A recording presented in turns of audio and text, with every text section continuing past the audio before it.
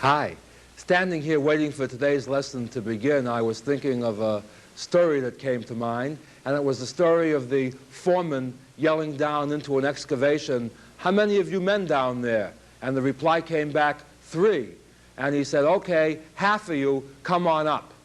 Now, with that funny story, I would like to launch today's lesson, which could be, I guess, subcalled, or whatever word that you'd like to pick, "Realness is in the eyes of the beholder."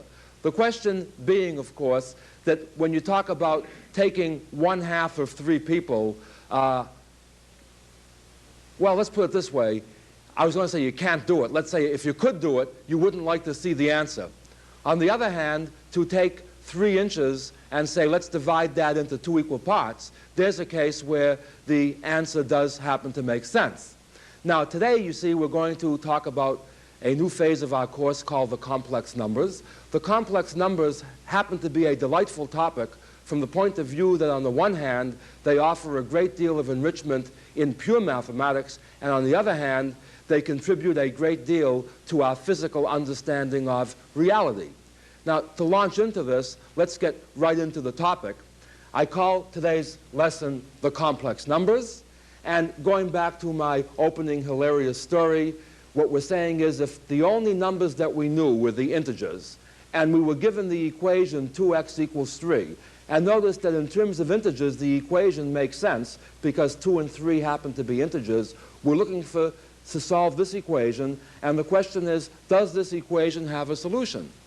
The answer is, it only has a solution provided that you want to invent numbers which are not integers.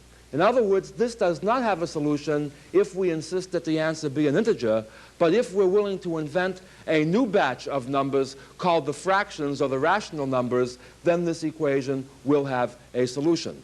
Do we want this to have solutions? Well, sometimes there are meaningful situations in which it's meaningful to solve this equation, other times when it isn't. Again, the story of going into the bank and into the post office and asking for 3 cents worth of 2-cent stamps. And we can think of all sorts of hilarious ways of embellishing this story. Going on further, though, let's take what ultimately became known as the real numbers. And I'm going to put this in quotation marks because even though these are genuinely called the real numbers, they are no more real than the integers were real. By definition, a real number is simply any number whose square is non-negative. Assuming that to be the definition of real numbers, we come to the equation x squared equals -1, and we say, does this equation have a solution?